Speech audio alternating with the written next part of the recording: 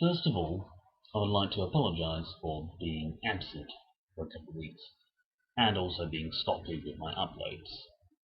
Some personal things have cropped up, and I was never that good at uploading on time in the first place.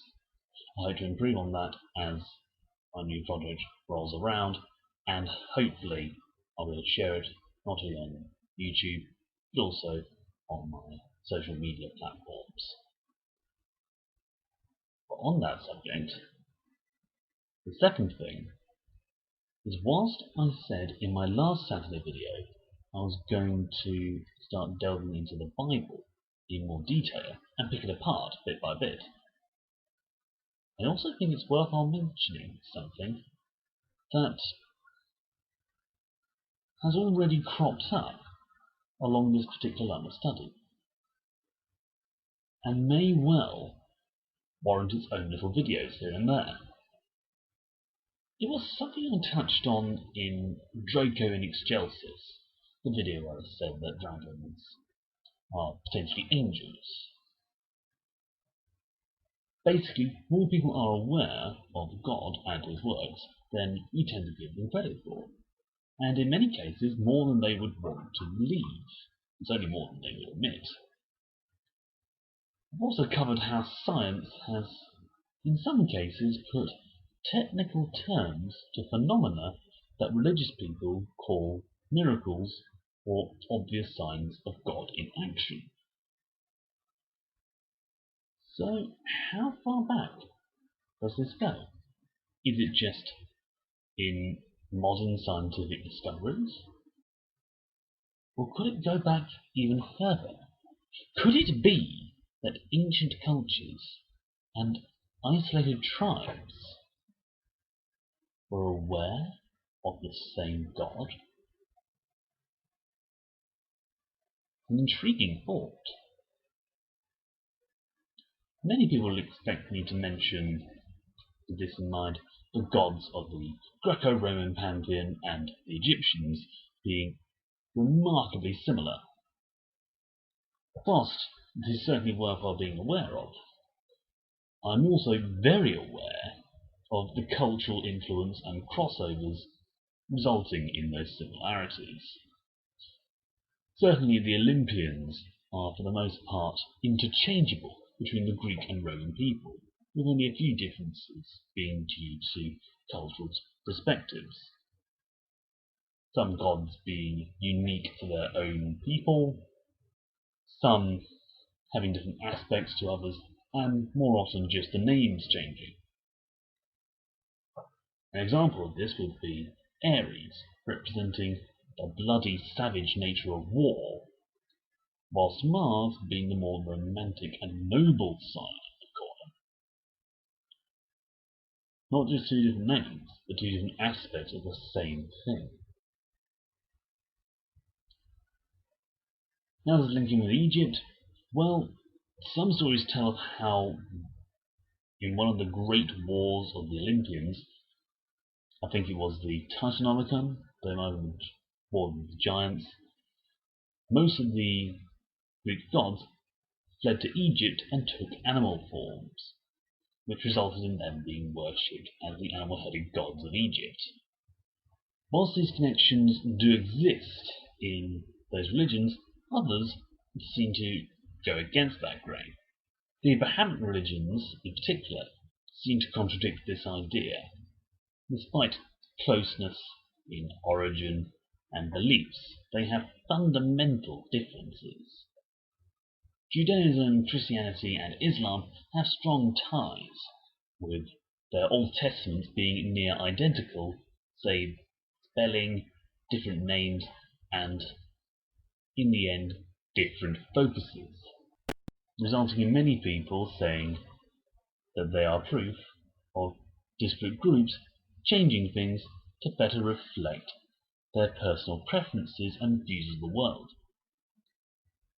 This is certainly understandable. Yet whilst the Mediterranean cultures would have shared many links and beliefs and would try to stand out from each other, other cultures have a more isolated case of similar personifications for the same phenomena. Let's take, for example, Jupiter, based on the same Zeus, and Thor, both being of powerful, vindictive, and in some cases a brash disposition, making them the perfect manifestation of thunder and lightning, being loud and booming, and yet also bright and flashy, even well known and easy to stand out. Granted, these are broad strokes and not always worthwhile focusing on, while more detailed things become hard to miss, like, say, the chief gods of the Greco-Roman pantheon being gods of lightning and the sky, Egypt having a sun god as chief god, and the Norse and Germanic tribes having a chief god of wisdom and knowledge seeking. Despite all this, however, it's interesting that different cultures put similar characteristics to their deities of natural forces, despite their own personal preferences towards those forces. And that is just anthropomorphic personifications, human-based shapes. One more thing that's worthwhile mentioning. In at least 3 different cultures, the eagle is noted as an important creature. Zeus and Jupiter are symbolized by an eagle, sometimes even being depicted as an eagle flying through the heavens. They are gods of the sky, after all. The Christian text mentions soaring high on wings like eagles. And in Native American tribes, eagles are seen as powerful spirits that can cross the divide between this world and the world beyond. In some Chinese stories, the dragon is often said to have the claws or wings of an eagle. In all places the eagle flies, it is looked on with reverence. Animals aren't just deified, they can also be demonized. Wolves are seen as bad in many European cultures, from the wild hunts of the Greeks to werewolves of European folklore, and all the way up to Fenrir, the wolf of Ragnarok. Great sea creatures of legend are spoken of in all seafaring cultures. The world serpent Jormungandr, Charybdis and her sisters of Greek mythology, and Leviathan as mentioned in the book of Job. In short, there are more connections on a broader scale than we could think just by looking at the starker and more obvious contradictions. It's worth remembering we like to seek the differences and look for reasons not to get involved in someone else's group. We like to think of reasons to link ourselves to ourselves and isolate ourselves from others. You could say this is ingrained racism and xenophobia, which is quite possible. But I suppose because if we see something that's slightly different, we always want to add a lot more to it. We're people that sense difference rather than things are always the same. On the surface, it looks unlikely and quite possibly overthinking coincidences. Whilst this may well be a load of speculation at this stage, I have a feeling, just based on what I've seen already, that as I go into this series, more things will come to light, and we could well begin to understand the ideas of history aren't as far-fetched as one might presume at first sight. I have long had the feeling that everything has a grain of truth in it, from the most outlandish of folk tales to the most debated of scientific discoveries. It's a good mindset to have when trying to find a middle ground in a debate, instead of flatly saying that one side is completely wrong. I get into this habit. Expanding on this, we can start to see the links between old beliefs, new discoveries, and the speculation that links them together. Since my Bible project has already brought up some interesting connections that are worth remembering and mentioning in little videos, I have a feeling there are more to find as it continues. Which is why I wanted to do this video, just to clarify my thoughts on this before I start expanding on it in this long-term project. It's a extremely crazy idea.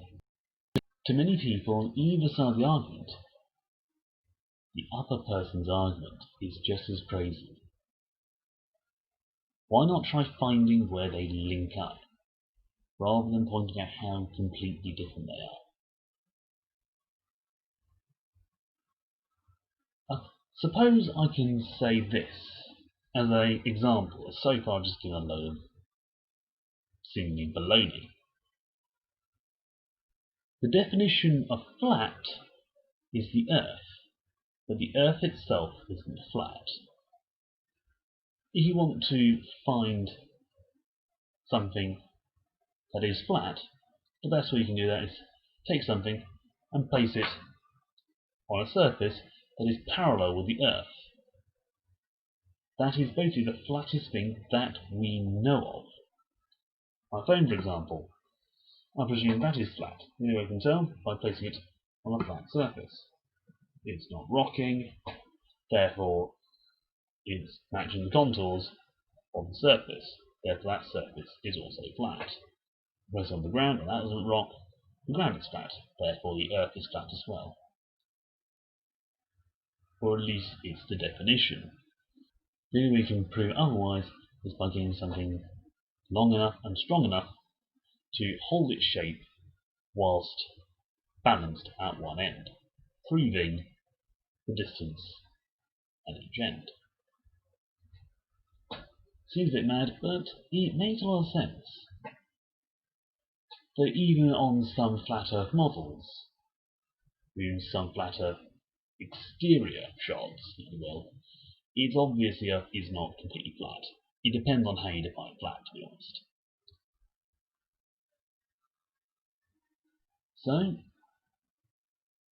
with that in mind, I hope you find the main Bible series I'm doing to be interesting, and I'll be digging into it and find out more about it. I hope you stay tuned to keep an eye on what's going on. It's only worthwhile learning about. And if, like me, you get caught up in things and scatterbrained, subscribing is a great way of making sure you get updates no matter where you are, and you can see the videos where you want to be. As always, please leave your thoughts and comments down below. Leave a like if you like it. It certainly helps the channel out a lot. Until the next time, thanks for watching, stay safe, and God be with you, my friends.